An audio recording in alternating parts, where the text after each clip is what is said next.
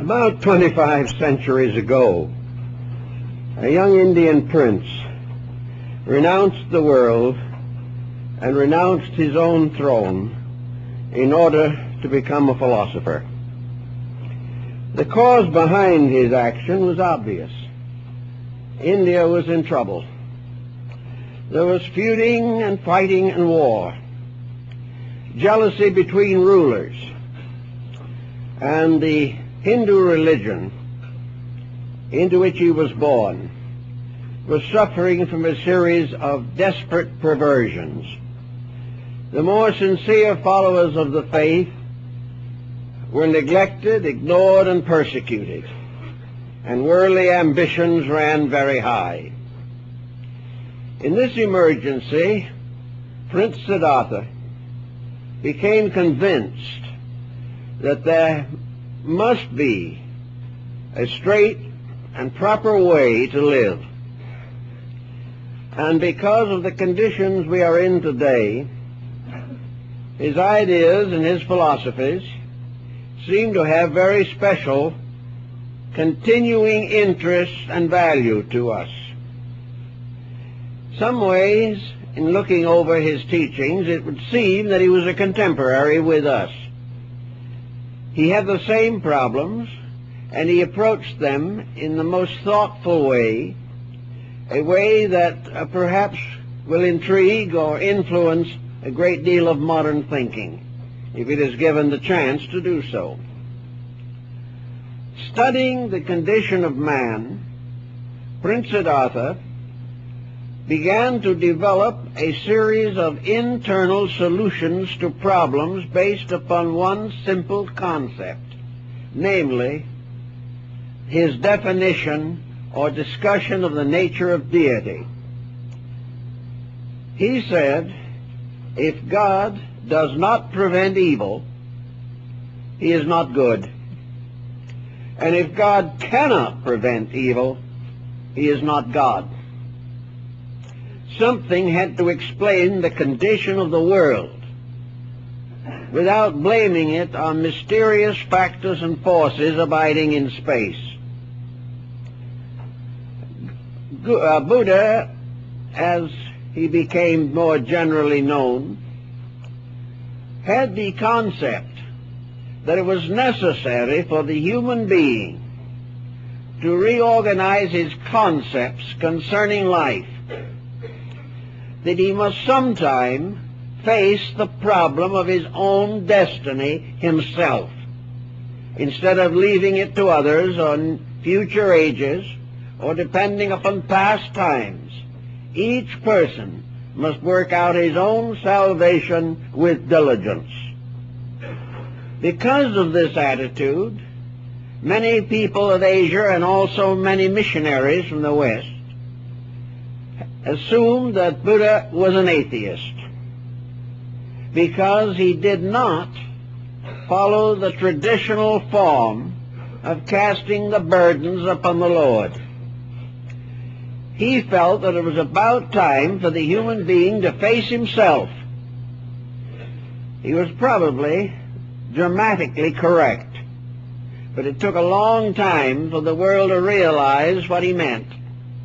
And there is still only a few who sense the magnitude of the conviction that he gave the world. To begin with, then, Buddha advanced what he called the four great truths. And these four truths, or four realities, or four facts, are the problem of the cause of suffering, the nature of suffering, the end of suffering, and the way to find the end of suffering. To Buddha, the great burden of the world was pain. Not necessarily just physical pain, but spiritual pain, moral pain, mental pain, emotional pain.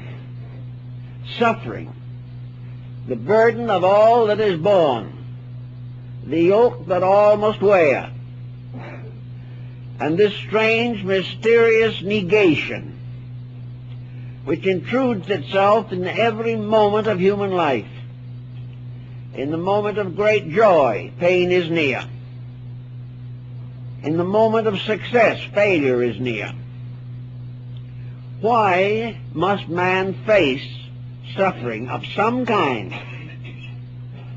through the entire period of his life? I think Buddha would have answered that in this way, that the human being has never been educated to prevent suffering.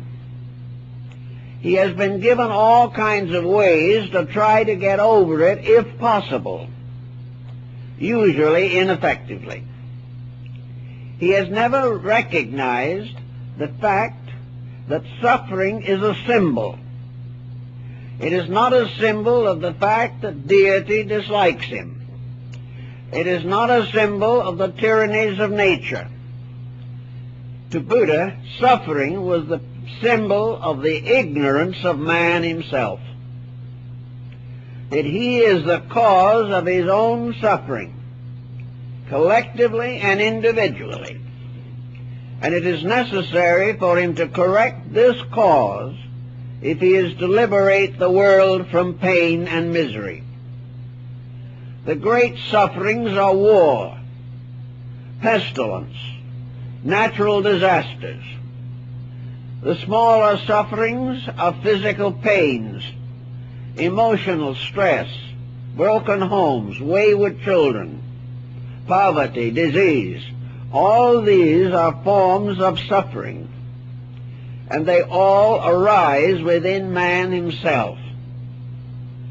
If the human being had devoted as much time to the solution of his own internal problems as he has devoted to the extension of his material environment, he would be in far better condition than he is today. We explore space. The Brahmins were exploring it long ago. We send spaceships out. We go into laboratories with all kinds of chemical devices. We create computers and engines and machines. But suffering goes on because the individual has not been taught the mystery of his own nature. He has not been given the courage to correct the mistakes in his own conduct. Of course, while Buddha lived a long time ago, there was a long time before he came. And from the past, he gained certain instruction and inspiration, even as we do today if we are thoughtful. He realized that conditions have gone on the simple basis that whatever happens has to happen. There may be no reason for it. A tyrant arises, it's too bad. But there has always been tyranny. Wars come, it is regrettable. But there have always been wars. Man has always been fighting to win a war, not to prevent one. If he had put as much energy, money, and time into securing the peace, he would have been in a much better condition. Buddha pointed that out when he talked to the Indian general, East Indian generals, 2,500 years ago. Also, Buddha pointed out that all these wars and confusions and conflicts and disagreements and political misunderstandings have had very little effect upon the boundaries of nations.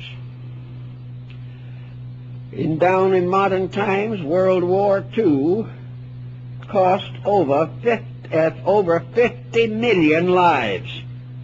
And yet today, the boundaries are much the same. No great achievement was made. No great problem was solved. All this, and then a little quiet and another war. What are we doing? Why are we continuously destroying our own peace of mind?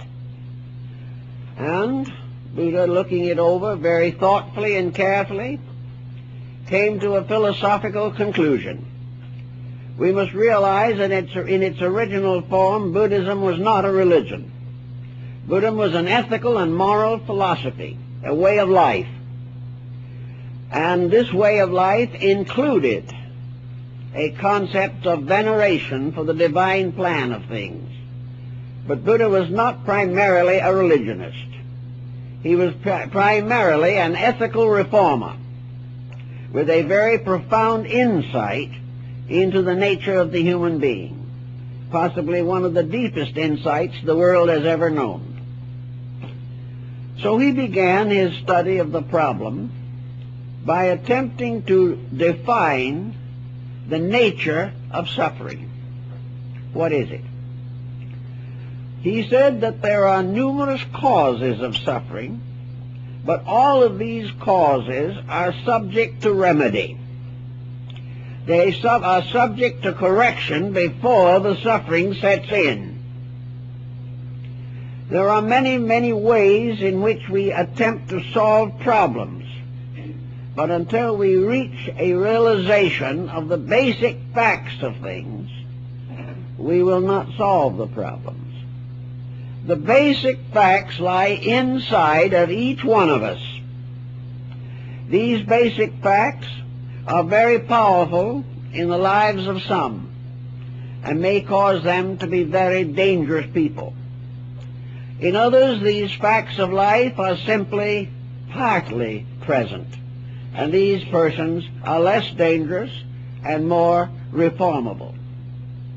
But in every instance, the cause lies inside of the person, and from there it spreads outward, contaminating other persons. And when a whole group of contaminated individuals form the population of a nation, the nation is contaminated. Its projects are undermined, and those who are of nobler person and mind are disposed of because they interfere with the private ambition of those who have badly organized internal motive patterns. So, to begin with, suffering begins when the individual allows attitudes and appetites to interfere with common sense. Common sense, the most uncommon of the senses, has to do with the person's reaction to circumstances. There are very few persons whose actions do not result in consequences which these persons do see, do face, do know about, but do not correct. Therefore, the beginning of suffering is an unreasonable, impractical, unenlightened relationship with the world around us and with the life within us. It has been there always. Some say it is due to ignorance. Now, there are two kinds of ignorance: simple ignorance and complex ignorance.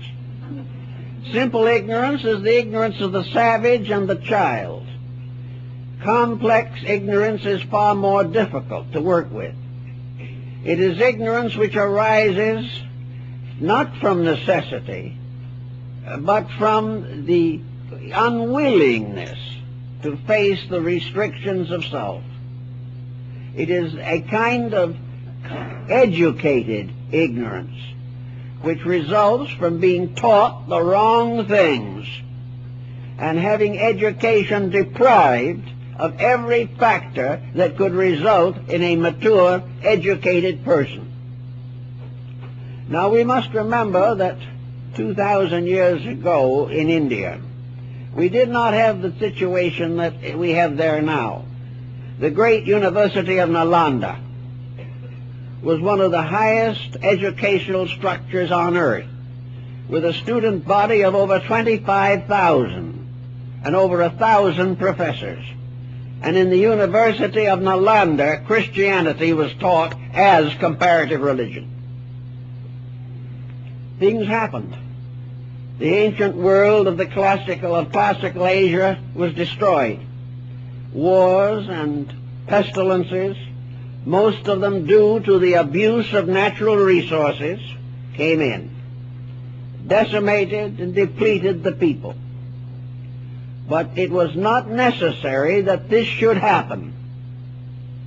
It was necessary to face up to these problems rather than to allow them to accumulate forever.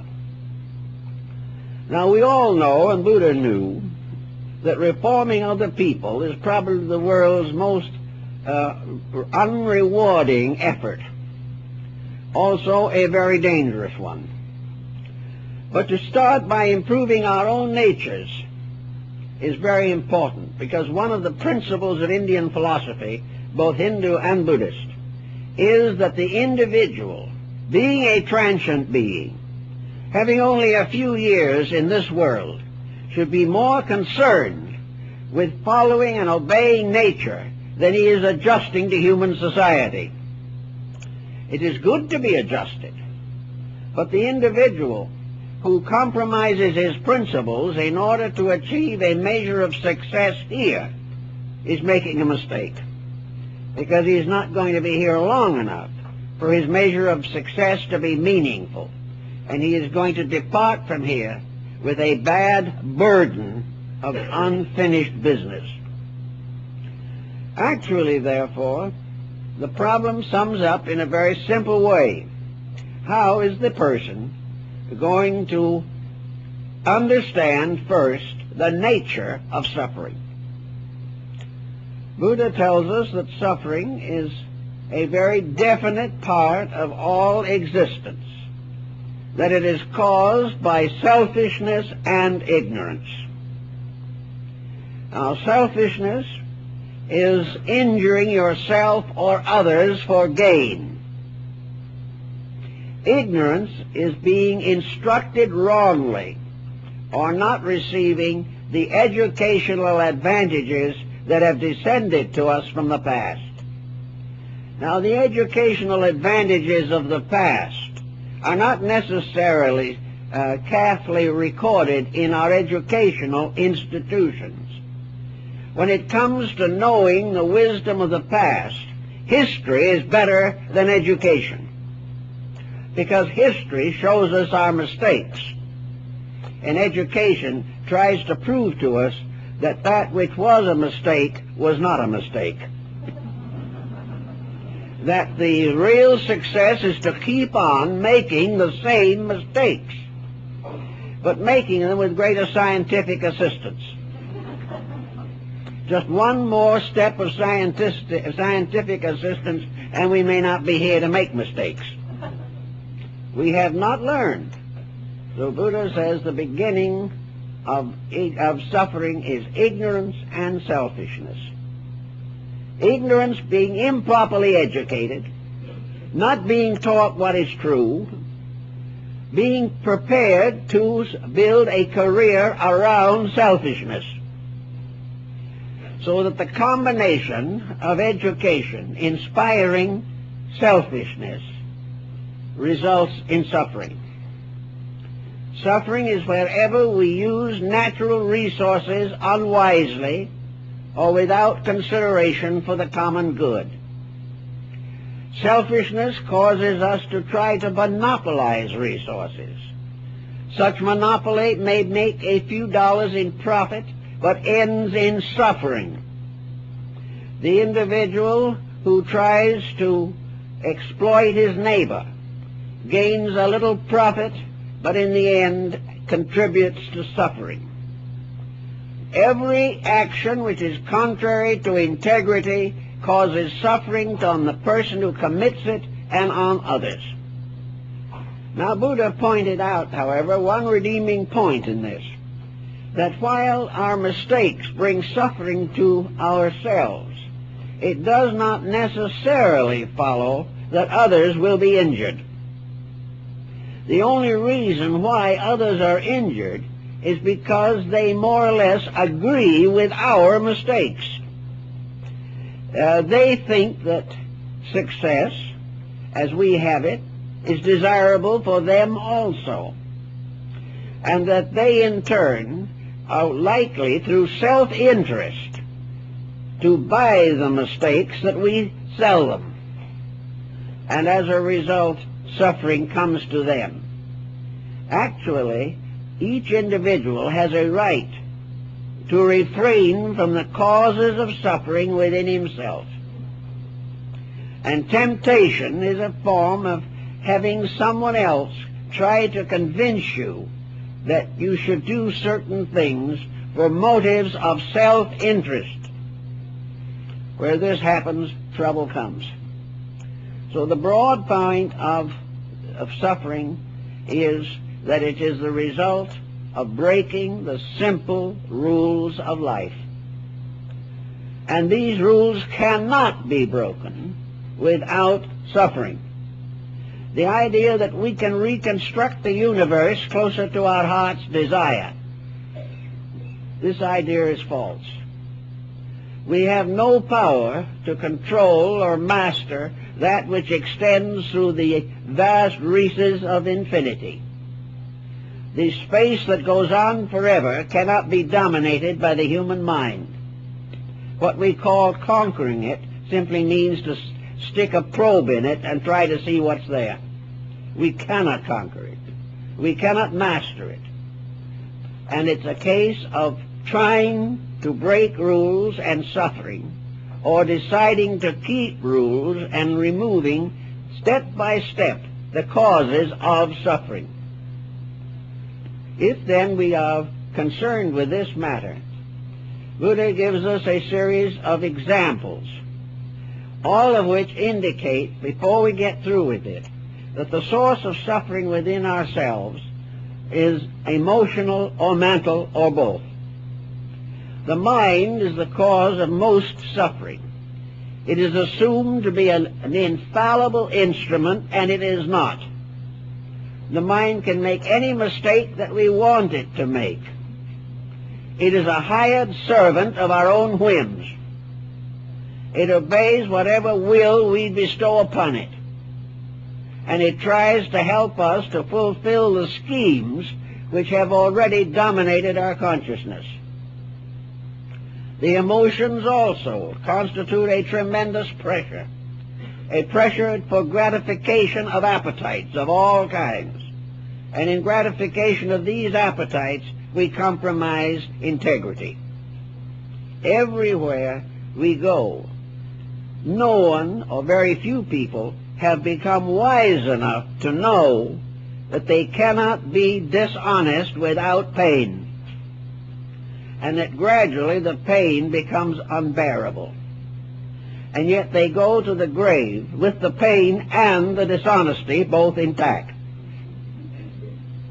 This is because we haven't been willing to accept on a scientific level that which was obvious to the ancients for thousands of years and is being repeatedly demonstrated to us every day of our contemporary lives.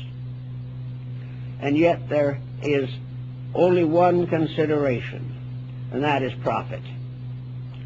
As long as a person is willing to sell his own soul for $1, he is going to know pain, and plenty of it, because he cannot compromise the integrities within himself without physical suffering, or the integrities of his thoughts and emotions without mental and emotional suffering. Buddha was very clear on these points, and I don't think anyone has ever been able to refute him, because the obvious consequences of action are too definite. A second stamp is, of course, we know that suffering exists. Now we can begin to analyze how it operates. Therefore we say, what is suffering, and what is the cause of suffering? For example, a man devotes his life to accumulating wealth, and he succeeds. And having accumulated wealth, he feels that he has fulfilled his own destiny. But this man is already in trouble. By the time he has accumulated the wealth, the suffering has already started, and there's no way of avoiding it. In the first place, as Buddha said, the man who has is forever living in the fear of loss. Someone is going to take away from him that which he has, and by taking it away from him will result in great anguish of nature for him, for the reason that he has put his happiness in his pocketbook. Who steals that makes him a beggar indeed. Now the other man, faced with the problem of money, doesn't succeed in accumulating the fortune. So he is miserable because he has not the money. The man who has it is afraid of losing it. The man who has not got it is miserable because he can't get it. And nothing is happy anywhere in the picture. It just keeps right on going. Now the ambition to have is not only leading us to the problem of a society which wishes to rob us of what we have on the slightest provocation, and puts us in the spot of inflation and all the problems of finances that we have today with unstable dollars, the world economy upside down, the unemployment rising. All of this is part of the byproduct of a false ambition in the first place. We have done it wrong from the beginning. We have made error glamorous. We have made certain procedures satisfying to the selfishness in ourselves. And when the castle we have built falls down, we are all miserable, and we look around trying to figure out who caused it, and finally lay the blame upon the devil, which he has been blamed for so many things, however, that I guess he can stand the burden better than we can. But how does it happen that for 4,000 or 5,000 or 6,000 years, back into the time of Egypt, we have followed such a pattern, fully aware that it won't work, fully aware that the price of what we have is too great for what we get out of it, and nobody changes. Still that hope, that gamble, that belief that we in ourselves will be happy with that which has made all others miserable, or that we alone are miserable because we have not got what all others are seeking. So here is a problem of suffering. And in the gaining of this today, we find that the complication of accumulation is itself a great cause of suffering in many ways. We are having more and more coronaries in middle life for successful business people. The constant struggle to accumulate, the constant effort to outwit the competitor, these are working a terrible hazard upon our healths, upon our dispositions, and upon all the personal values of living. They are impoverishing our lives, damaging our homes, and wrecking our bodies. And yet it's all in the great cause. We want to be, if possible, the richest man in the family graveyard. This is our great joy. Now, Buddha also points out that if we work like this for a whole lifetime, getting it, and we finally do get it, and it's cost us everything else beside that which we determined to get, then in the midst of all this, we wrap the curtains of our couch about us and lie down and die. We don't even live long enough to enjoy a part of what we have done. We have sacrificed life and never lived to make the sacrifice worthwhile. If we were going to live 500 years with the wealth, it might seem more useful or more reasonable to do things. But in the midst of accumulation, we drop down and out. And all that we have worked for with a lifetime, from the beginning of our schooling to the day of our death, is left behind. Why then should we make this world miserable and ourselves miserable to get something that we cannot live long enough to use? And if we do not use it, we leave it to others who haven't earned it, who either lose it or abuse it. And their story I've told of the old Roman who, after he was dead, used to sit as a ghost in his house and watch his children squander his funds. It would be a very unhappy experience, but it is the only experience. no matter what we leave behind, someone will ultimately abuse it, even if we leave it to an institution. The institution will change in the course of time. There is no solution. So we are following a will-o'-the-wisp, and in the sense of accumulation, we have gradually built up a world of competition leading to war, crime, and all kinds of misdemeanors, and we have to sit in the midst of this. The thief has to be afraid that he will be robbed in turn. There is no safety in anything. Yet the world keeps right on going. Our great codes do not correct the situation. Our great universities do not help young people to find out what is valuable and necessary. No one is interested in the ingredients of natural and simple happiness. Everyone wants gain and profit and thinks of happiness in terms of accumulations rather than in terms of internal maturity. So Buddha was pretty much right in assuming that we, somewhere in the remote time of things, headed civilization in the wrong direction. And no matter how much we have talked and fought, no matter how many great reformers and heroes have arisen among us, we have not been able to get progress back on the track. It is as though we had built a Grand Canyon of the Colorado, starting as a little dribble of water in the wrong direction, and now hopelessly locked within a canyon more than a mile deep. It's the same way with all these things that we do. We cannot accomplish peace because it interferes with our success or somebody else's success. We cannot reform without being subject to martyrdom. Everything is locked within a process that is going nowhere. And with nuclear fission at our doorstep, Buddha's statements have a new and tremendous validity, namely that the future of our own survival is in our own hands. Now, Buddhism has one factor which it took from Hinduism, which has had an important bearing on this, and that is the doctrine of reincarnation. Reincarnation is a combination of hope and further fear. It is hope in the sense that it gives us more time to make the adjustments.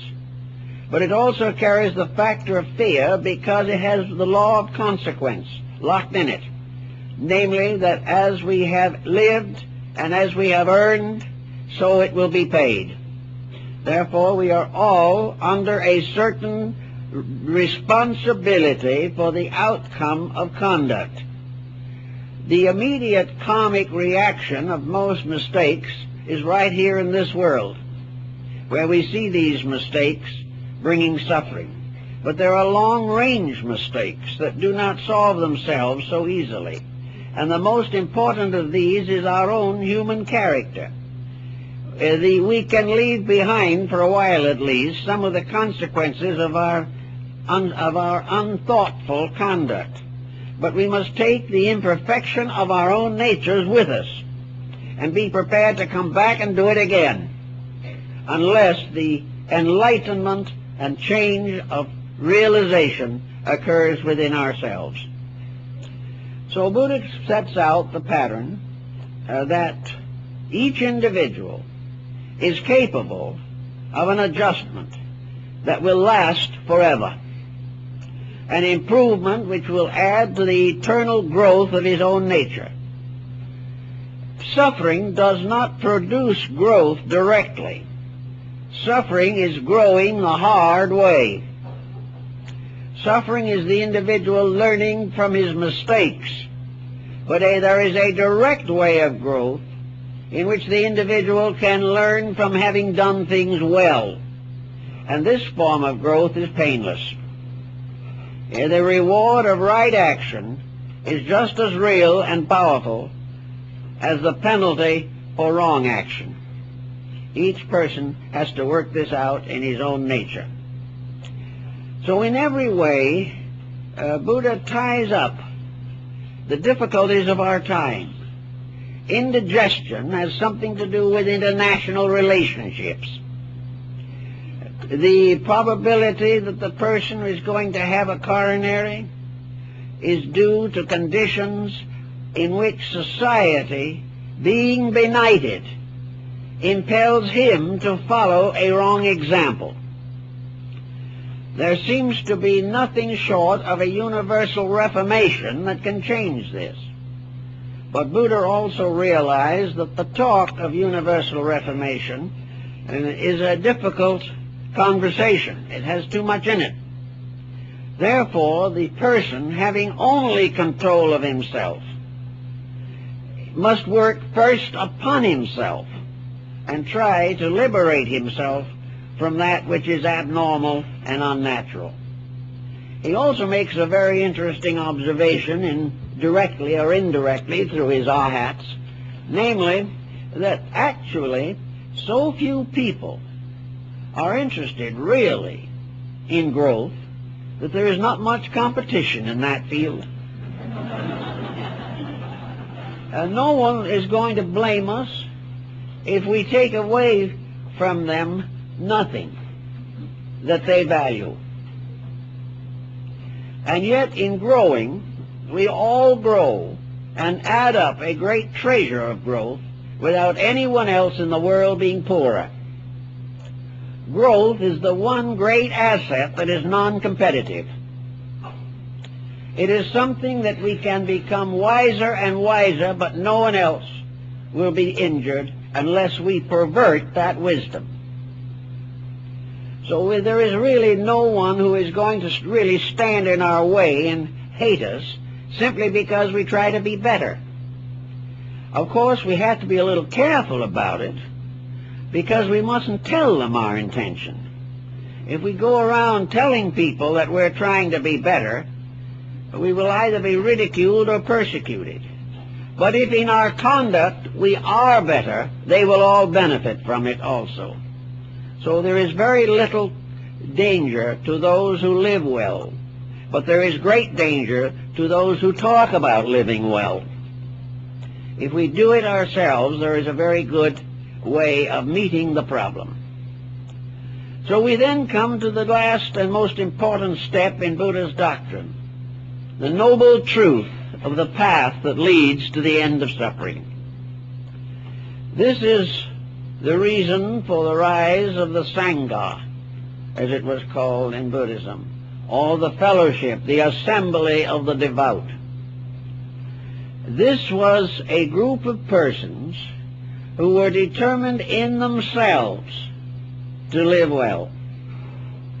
Buddhism has never produced any form of religious hierarchy that is comparable to other religions. It does not tell the individual that he must obey certain other persons, or that there is a vast structure that he must not vary from. The Buddhist Sangha is an assembly of persons who are determined in their own lives and in their daily actions to educate themselves in value, that they will really do the things that are necessary to bring security to themselves and improve the general state of human existence. Now, the noble truth of the path that leads to the end of suffering is the gradual transformation, reclamation, and adjustment of the mental, emotional complex within the individual. Unless we rectify the individual in his own life, we cannot bring an end to suffering. No one can make another person good, but each person can become good in his own right if he so desires. He can gradually weed out those dangerous attitudes and habits which contribute to suffering. He can do all kinds of small things every day to rescue his point of awareness from the wrong objectives. he can begin to think in terms of the Socratic moderation, for example. He will learn gradually that moderation in living in this world minimizes suffering, that immoderation maximizes it. The individual who lives the simple life makes fewer mistakes. The person who complicates his life with ulterior motives makes many mistakes. Therefore, in the Buddhist philosophy, simplicity is the key to the good life. Simplicity is the individual who is not as much concerned over what he has as he is over what he is as a human being. If value comes first, the value is in himself. There is not enough wealth in all the world to prevent misery. No individual can have so much of anything that he is free from danger and free from suffering. Today, if he has very much, he is going to be subject to mugging and burglarizing. The whole world is trying to tell him something, trying to tell him that his objectives are wrong and that these objectives are contributing to the creation of crime in society. So Buddha talked about the simple way, the Noble Eightfold Path, which leads to the perfection of all things in the law of life.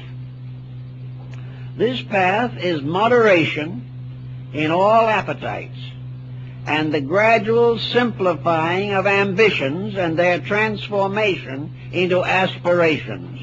The individual dreaming about being more in terms of value rather than having more. The most that the individual can ever possess in this world is himself. All other things are intangible, and he can only take with him what he is. What he has remains for others to waste.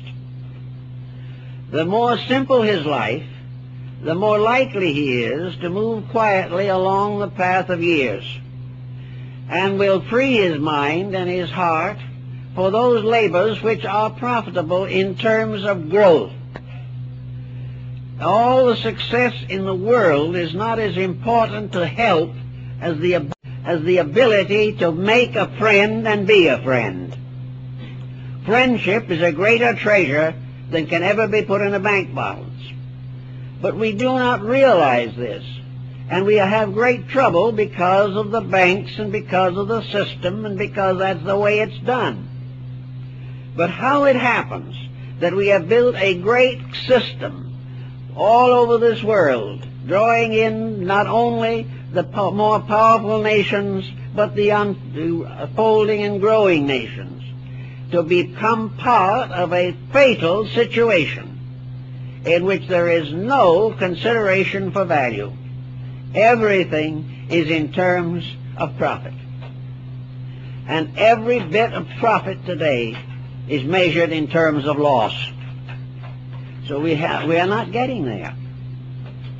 Now that somebody 2,500 years ago should point out why we're not getting there now is very interesting, especially as it is not directly involved with preachment as we know it. It is not a case of trying to ask forgiveness for our sins. It's a problem of outgrowing them by our own efforts. It puts growth largely with the person, but the reward of growth by the person is the unfoldment of the potentials of that person. The individual who wishes to face eternity with a good hope has got to build a good life to face it with. So in the terms of the path that leads to the end of suffering, we can quietly detach ourselves through thoughtfulness. Now, Buddhism is a way of thoughtfulness that is not based upon platitudes. We all hear people tell us what to do, and we usually resent them. We are particularly resentful and take refuge in the concept that they tell us what to do, but they're not doing it themselves, and therefore it doesn't mean anything. Maybe it does mean something, but we have a perfect way of rejecting it because the other person isn't fulfilling his own philosophy. But in Buddhism, you do not have this situation at all, because you do not derive authority from other individuals. You derive authority from the one immutable source of authority, nature itself. You learn from living, not being told how to live, but seeing the consequences of your own living. You grow by watching the results of your own action. You unfold because you gradually become aware that it is necessary, not because someone else tells you. You discover the importance of the golden rule, because when you have broken it time after time, you have suffered. So that the final authority in the struggle against suffering is to estimate the consequences of suffering on your own flesh.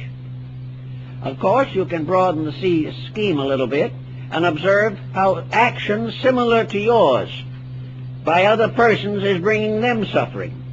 You can gradually come to realize that there are rules, there is a way of life that is acceptable to nature, and nature will never give peace or happiness or friendship until its ways are accepted and followed.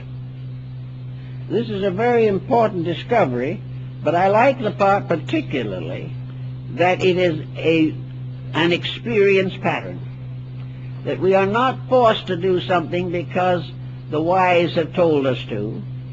We are not forced to do it because our faith demands it.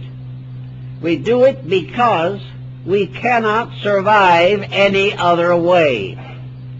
And we are becoming increasingly weary of not surviving. We are not having what we should have from a world that can provide us with everything that we need, if, as individuals, we do not break the rules of nature and the rules of supply and demand. If we are willing to free ourselves from the terrible struggle of what we might term a materialistic culture, we will not only have better health, better homes, but we will also have a little time left to do something significant. We will have a time to sit down and read a good book. We will have time to go out and help a friend in trouble. We will have time to do many gracious things. But these gracious things are all being sacrificed on the altar of immediate utility. And as a result, we go along until we reach the end, and then perhaps a few hours before we depart, we begin to wonder what it's all about. It is not right for generation after generation of little ones to come into this world without some hope that they will receive the proper instruction necessary to give them a good and happy life. This is something we all have to work on if we expect it to happen. Now, in the course of this good and better and helpful life, there are rules also of things we have to do. One of the rules that Buddhism points out is that the individual, in order to gain the good of his own life, has to gradually take part in the labors of nature. Just as he must weed his own garden if he wants to raise vegetables, so he must help to weed life if he wishes to enjoy the beauties and niceties of existence. He has a community to consider, a community which is allowed to run down, go to pieces.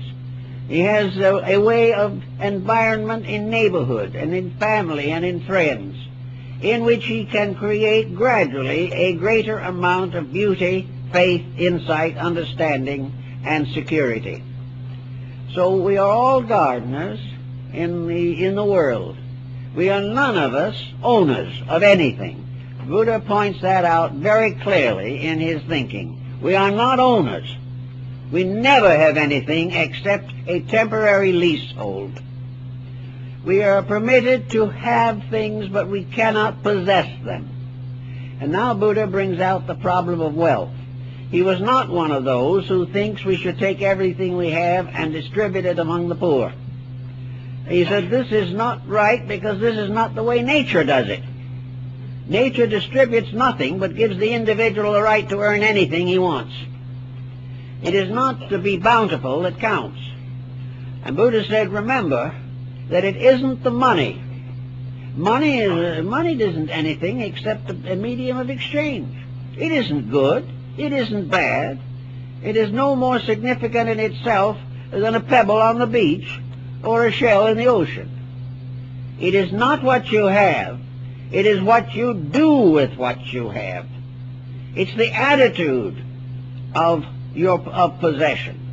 If you begin to think of wealth and money as possession, yours, to do with as you please, then gradually money becomes a curse. It becomes more and more of a curse when we give it an authority over life which it never is entitled to. Croesus in antiquity was said to have been the richest man who ever lived. And one day he showed his treasure house to a philosopher. And the philosopher said to him, Croesus, all that gold can be taken from you by a man with more iron. And it so happened. It is always the fact that wealth in itself is a great danger because it increases cupidities and contributes to conflict everywhere. If we had the concept within ourselves that Buddhism teaches, that wealth is something that at best is loaned to us. It is something that for a little time we are able to administer. But that in the administration of it, justice must be the first consideration. Justice with mercy, with love, with insight, and with unselfish understanding. Properly administered, wealth becomes a form of positive growth because it shows that the individual has transcended himself. But wealth dedicated to the advancement of individual projects at the cost of the common good is a sin and will lead to an inevitable accumulation of crimes. So it is not what we have, but what we do with it that determines whether we have peace or we have suffering. Every step of the way, there is a right use that brings peace. In every field of endeavor, there is a wrong use that ends in suffering. And we can't really solve this thing until we begin to estimate the universe in larger terms. Like Christianity, Buddhism had no cosmogony. Originally, Buddhism did not discuss the nature of the infinite or the vast concatenations of worlds. These concepts were in the keeping of the Brahmins, who were the great scientists of Asia.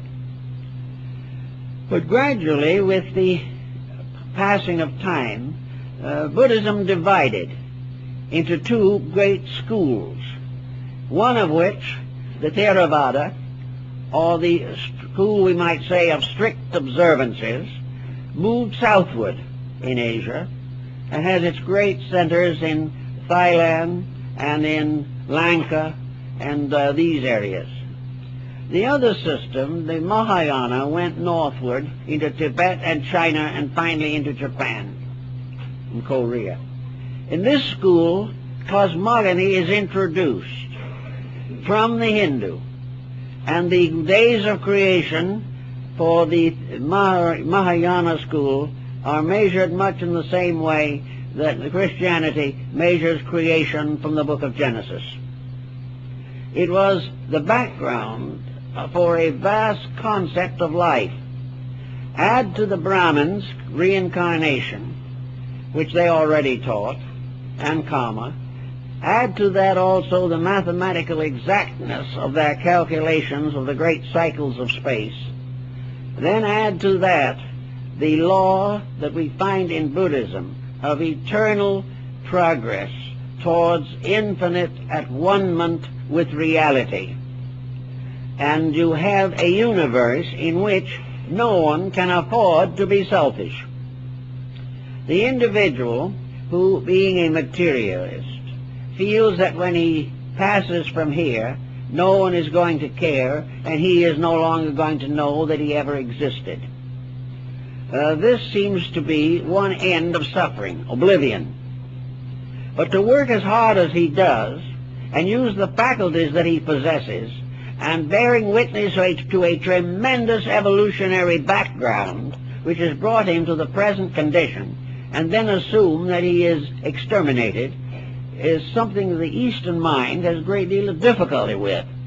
It cannot accept the idea that all this great growth, this tremendous pageantry of evolving life, not only here but in the evolution of stars and suns and galaxies, that all this means nothing, that has no purpose, no reality, and that everything is going to begin and end in the form of cosmic dust. They cannot accept this. So the philosophical systems and nations have always assumed that there is survival, and that survival is subject to certain penalties.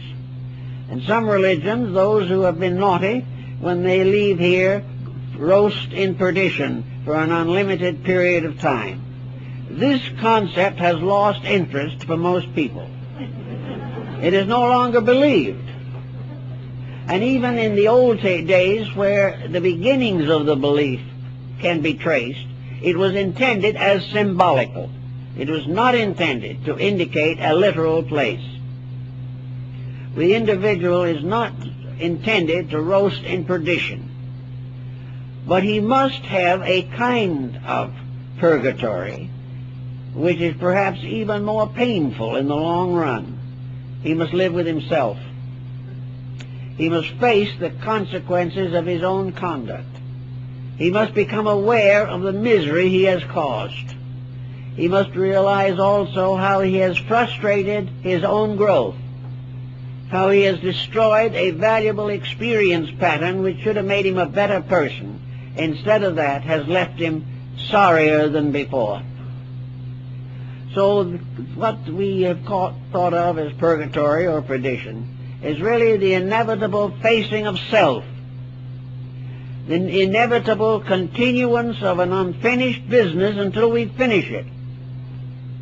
Plato pointed out that there could never be a perdition worse than here, that right here in this world is hell, and that all of us are come back to it until we learn to be better. But it is possible through integrity to transform hell itself. It is only bad because it is a place where we are required to face the consequences of our own conduct. As our own conduct changes, as our own consequences are regenerated, this world can be what it was intended to be. But in order to be a beautiful world, the beings that come back into it must have achieved within themselves a quality of integrity that makes it impossible for them to pervert or destroy the natural order of things. We have the right to make whatever we deserve and live in the results of our own conduct. So Buddhism, with the addition of reincarnation, and in the Northern School, gives us a great concept of life. A concept of life that in no way conflicts with modern astronomy, because it deals with a dimension which astronomy never touches. In fact, astronomy is apt to completely deny. It has to do with qualitative cosmogony. It has to do with the universe as experience, the universe as wisdom, as love, of strength, and of beauty. It is a universe that science cannot touch, but to which it could also elevate itself if it so desired. There's no reason why the scientist could not be a great mystic or a great spiritual leader, because both the material and the spiritual are locked within himself. He is that which he has released at the present time. That which is yet to be released can cause him also to be not only a scientist, but a saint, if he wants to be. So everywhere in this world there is this constant struggle to get hold of the values by means of which we can escape the tyrannies of circumstance. Also in this same thought, knowing the mind, as the Bhagavad Gita says, and no doubt Buddha read that in his own day, the mind is the slayer of the real. The mind is very largely responsible for the trouble. It is not responsible because it is bad. There's nothing bad about a mind. But a mind misused can be the most dangerous thing in all the world. A mind that is not refined and regenerated by love and friendship is completely a despot, a tyrant. And it leads the owner of that mind to destruction in almost every instance. There is nothing that adds more to the suffering of the individual than the misuse of his own mind. To recover from this misuse does not mean that the individual should cease to think, but he should begin to think in terms of value. He should think with the universe instead of against it. He should think of those things necessary to the common good and not those things which destroy the common good. The mind can be a magnificent and beautiful instrument. It can also be a terrible thing.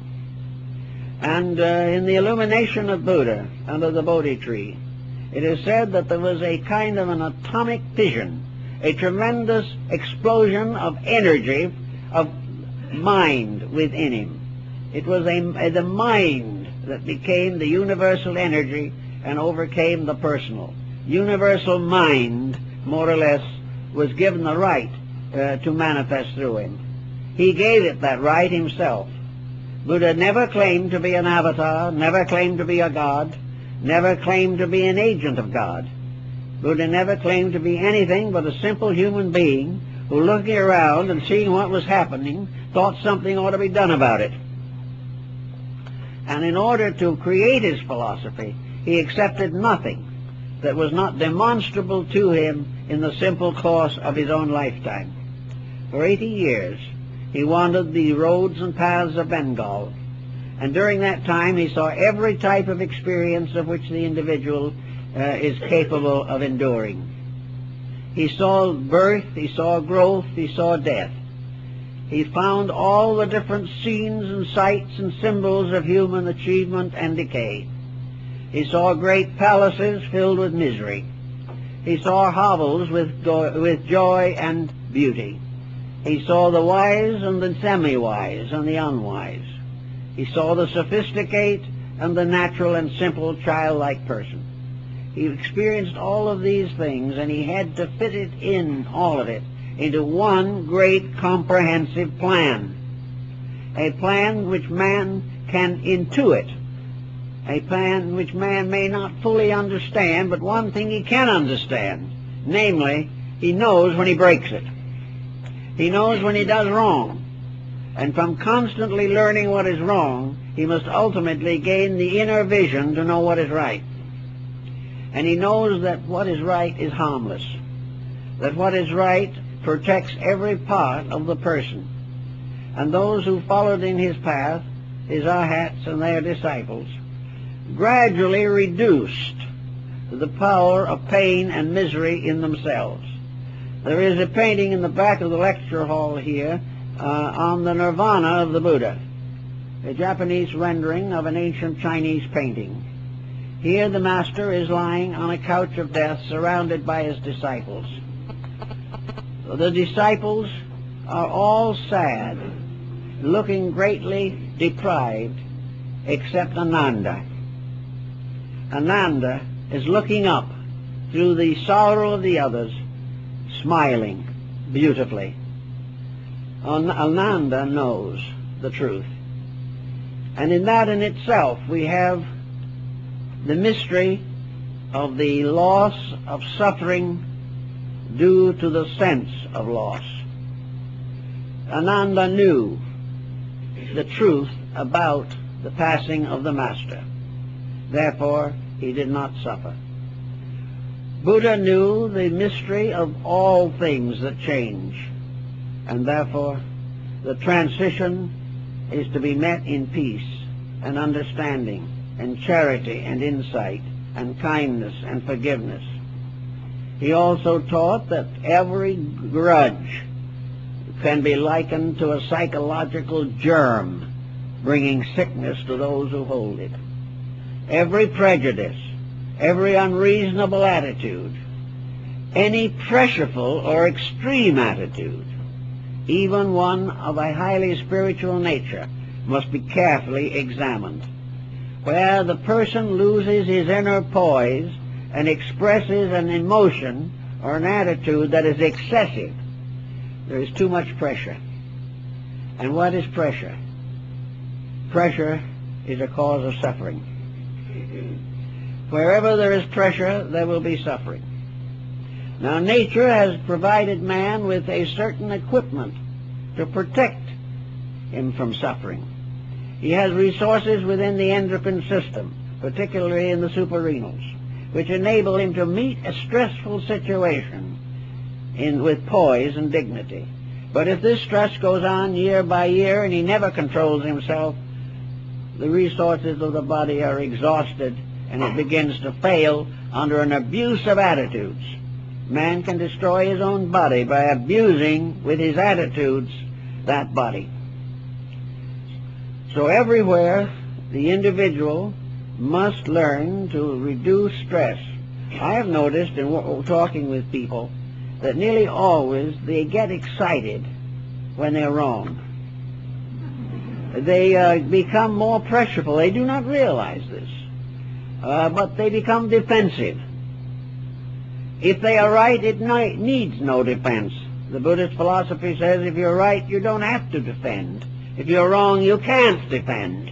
Therefore, keep quiet and behave yourself. This is very useful. It saves energy. And it would probably add from 5 to 10 years to every person's life in a comparatively healthy condition if he would stop abusing his own attitudes. If he would prevent himself from hating, disliking, grudging. If he would stop blaming this and blaming that and settle down to being what he ought to be, his health would improve and would be possible, very likely, to balance the national budget on this point alone. Because think how much we could save in welfare and Medicare and old age pensions if people were happy, busy, and productive to the end of life. It would not be the same type of world. And we are wearing out this world by simply abusing every resource there is in it.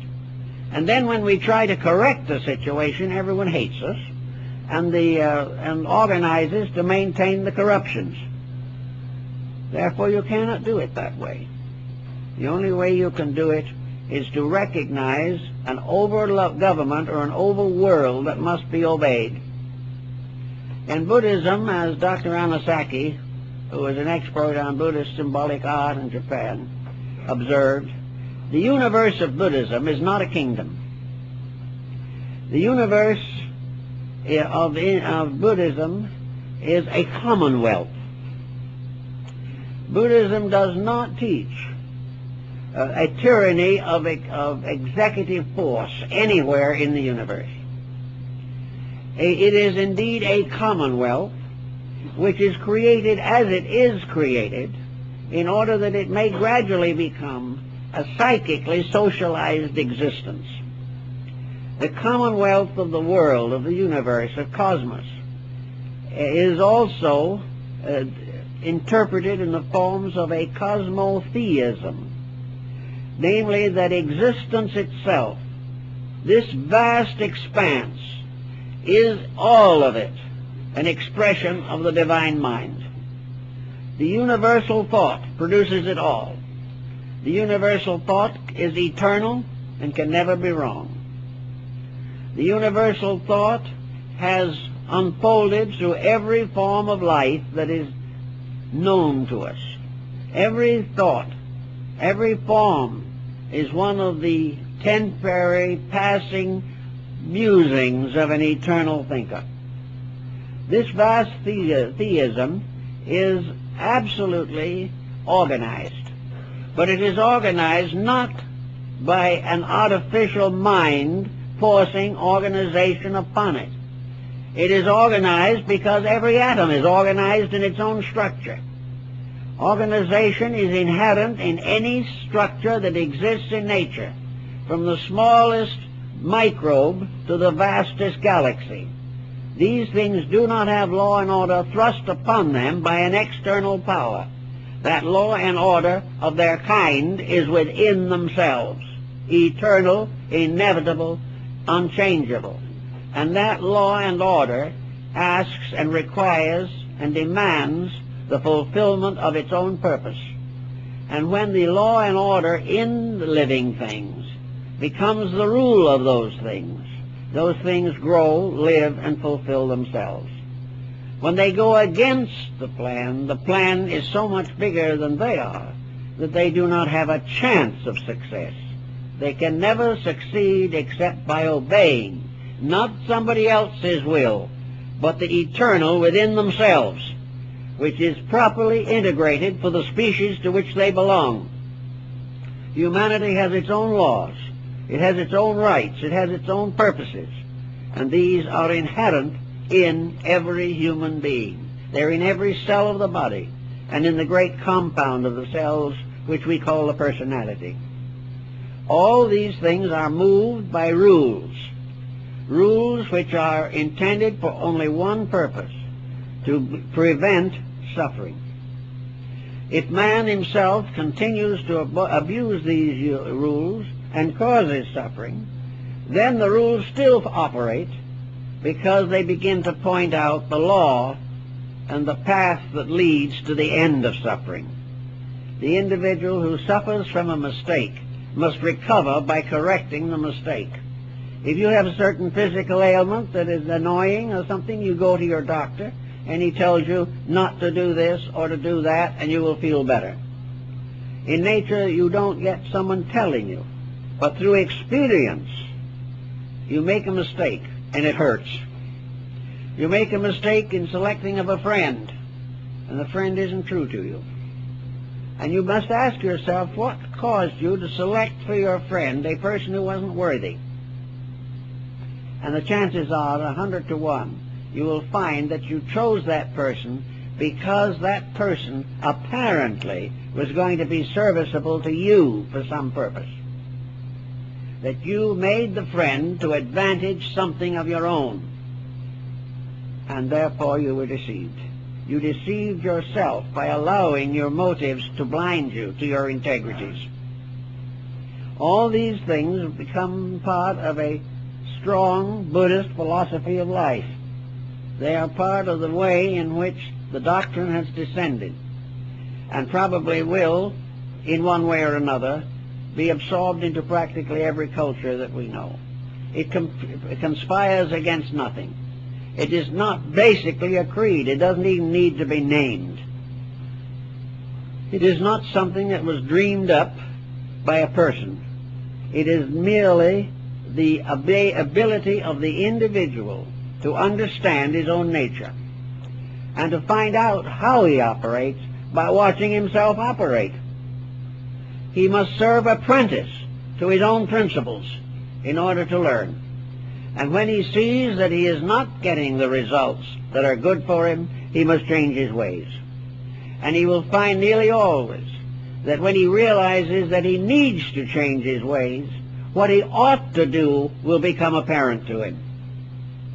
Nature is not a tyrant. It is a very generous and indulgent power. But it has a great project, and that project is to perfect all creation and bring it back again into harmony with an infinite eternal plan.